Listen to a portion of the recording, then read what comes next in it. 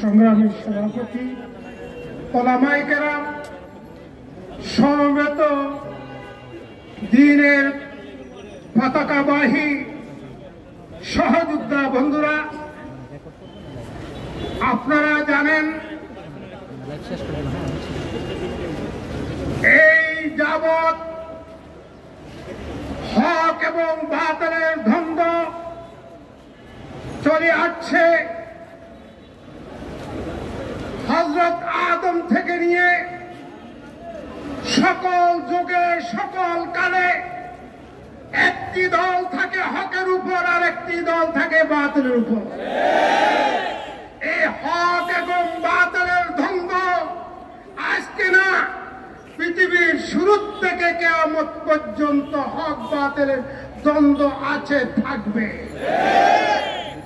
হকের দল আসে দুর্বল হইয়া, আর বাতিলের দল হয় অনেক শক্তি নিয়ে, কিন্তু পরিশেষে দেখা যায় হক জয়ী হয়, বাতিল ধ্বংস হয়ে যায়।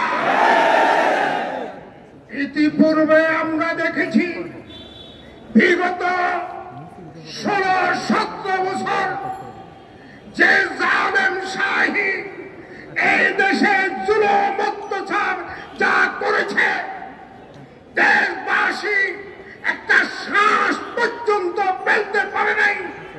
ওই জালেম শাহীর উপরে বল করে এই তথাকথিত এই বাতিল গ্রুপ, এই সাদিয়ানি যাদেরকে বলা হয়, এই গ্রুপ যে তাণ্ডব ইতিপূর্বে করেছে, এর নিন্দা জানানোর ভাষা আমাদের না। তারা নিরীহ ছাত্রদেরকে, ওলামায়ে কেরামকে যেভাবে মেরেছে, আহত করেছে, আমাদের এক ভাইকে শহীদ পর্যন্ত করেছে। অতএব ওই দুঃশাসনের উপরে সওয়ার হয়ে এই আওয়ামী দুঃশাসনে প্রশ্রয়ে এই যাবৎ তারা যা করছে, এই দেশের তৌহিদি জনতা আর সামনে তাদের কোনো কিছু করতে দিবে না। বন্ধুগণ, এই দেশের সর্বশ্রদ্ধ ব্যক্তিত্ব হেফাজতে ইসলাম বাংলাদেশের আমির সহ বরেণ্য 12 জন আলেমের বিরুদ্ধে মিথ্যা মামলা করেছে। আমরা এই মিথ্যা মামলার তীব্র নিন্দা এবং প্রতিবাদ করছি। অবিলম্বে এই মামলা যদি প্রত্যাহার করা না হয়, তাহলে হেফাজতে ইসলাম সহ দেশের আপামর মুসলমানরা কঠোর কর্মসূচি দিতে বাধ্য হবে। পরিষ্কার ভাষায় বলে দিতে চাই, হক বাতিলের প্রশ্নে বাতিলকে যদি বর্তমান অন্তর্বর্তীকালীন সরকারের কেউ প্রশ্রয় দেয়, আমরা তা কখনো বরদাস্ত করতে পারি না, পারব না।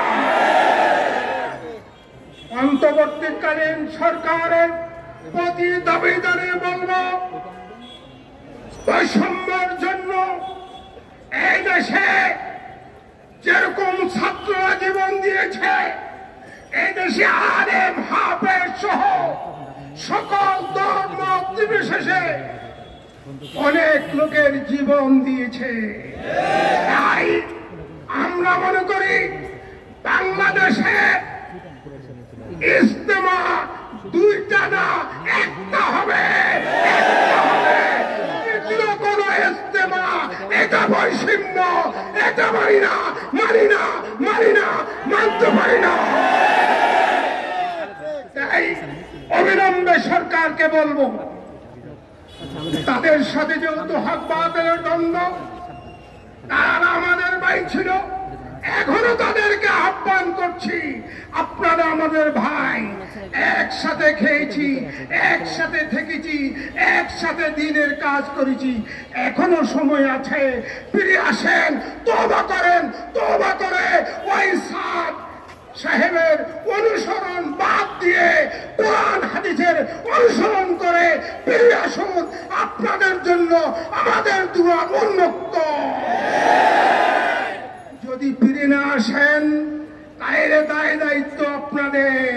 কিন্তু বেশি কঠিন ভাষায় কথা বলতে চাই না।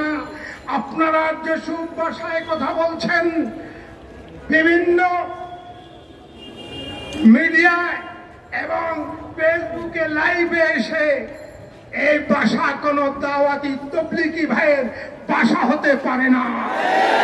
অতএব একটু পশ্চিম ভাষা, এসব ভাষা ব্যবহার প্রত্যাহার করুন, হামলা মামলা বন্ধ করুন।